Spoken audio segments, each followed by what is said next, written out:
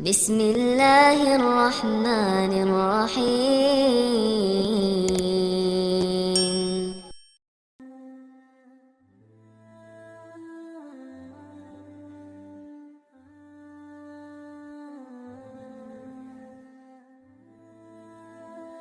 It's a very touching story. It also shows the love of Allah subhanahu wa ta'ala, the power of Allah subhanahu wa ta'ala.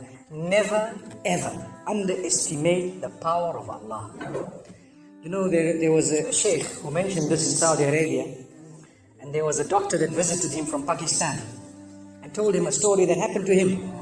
So he says, what happened to me, he says, the doctor who's speaking is a top neurologist. One of the top doctors in Pakistan, or, you know, a very, very good doctor, very hard to meet. It's said that perhaps you would have to wait months on end before you can get an appointment to see him. So what happened is, he says, I was flying from one city to another, a very busy man, flying quite often within the country and perhaps even outside. And he says, suddenly, the clouds built up. Huge clouds, and the lightning started striking, and it started pouring, and there was lots of turbulence, and one of the engines was struck, and it was damaged, so we had to land. And so what happened is, the landing was at a nearby little airport or a little strip and so on, and when they landed there, it was a remote area. How are you going to repair this aircraft? A few people who were on it was a small plane, they were, quite surprised because they landed it in such a remote place, no one's there to repair it, they would have to wait, definitely. So the doctor asks the captain or the pilot that, you know what, how long are you going to be? He says, no, we're going to be quite long. Well, I need to get to that area. Look, he says, it's just a 3-hour drive by vehicle, so why don't you just go by road? You know, you can go there and get there. He says, okay, good idea, because this is going to take long. So he decides to go on one of the try-shows, you know, in Pakistan, one of the areas, wherever it was, and he jumped in. And as they started progressing, the clouds built again.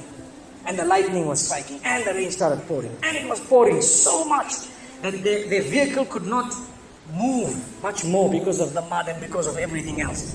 And so it was quite an open area with a bit of farmland. And after a while they realized, look, we're not getting anywhere. There's a little house here. Why don't we just go there? We can read our salah. Perhaps we can, see or have a bit of a meal or whatever else. And they decided to knock the door. Strange people, strange land, far off, out in the rurals. And so he knocks the door, and he's got his little bag and everything, and he walks in. An old lady happened to answer the door after a while, and they spoke to her saying, look, this is what has happened, and we're going from so-and-so to so-and-so, and we just want a place, we want to read salah and so on. And she said, no problem, you can come in. She had a little musalla, a little sajjada, and she had a little baby on the side, or not a baby, but a child. And the child, every little while, she's actually checking on the child, and she's sitting on that musalla making dua and reading her own salah. These people fulfilled their salah, did whatever they had to. And when they were about to leave, they spoke to the old lady saying, thank you very much, jazakumullah khair, and so on. And, we're going, what's happening to this child, So the woman says, look, the child is an orphan. And the child is unwell, not well at all, very sick. And we've been to all the doctors around. And subhanallah, I'm the grandmother of this child. The doctors have told us that there is only one specialist around who can help this child. And we tried to make an appointment, but they asked us to come 6 months later, and it's far away. I've been making dua to Allah ever since that day. Ya Allah, make it easy for us. The child is sick, make it easy for us, Ya Allah. So the man says, what's the name of that specialist? So the granny says, it's Dr. Ishani. Immediately this doctor burst into tears. Straight away, he burst into tears. Why are you crying? Your dua has just been accepted. For your dua, the thunder came, the lightning came, the engine struck, we came down, we came on the road, the rain came again and stopped us and so on. And do you know what? The rain only stopped after the question was asked. Now it happened. And now the woman starts crying. Subhanallah.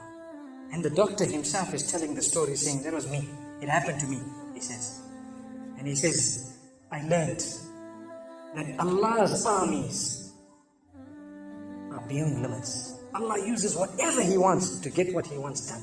So, where in the wildest of the dreams of this person would they have felt or believed that the top man, whom it is semi-impossible to see without big appointments, would actually be driven all the way to the door, knock the door, come in here, read some salah, and they would have to serve the child here. Amazing. Wallahi, it brings tears to the eyes. But the reason I share it with you, every one of us has needs for Allah subhanahu wa ta'ala.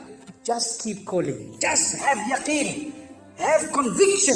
If it is meant, it will definitely come in your direction. You know, we use the term by hook or crook, but I don't want to use that today. I want to tell you, by the mercy and power of Allah subhanahu wa ta'ala, it will happen, it will come to pass. May Allah subhanahu wa ta'ala bless us. May He open our doors. May He grant us all shifa. And may He make us firm believers that for Him, nothing is impossible. Wa sallallahu wa sallama wa baraka ala nabiyyina Muhammad.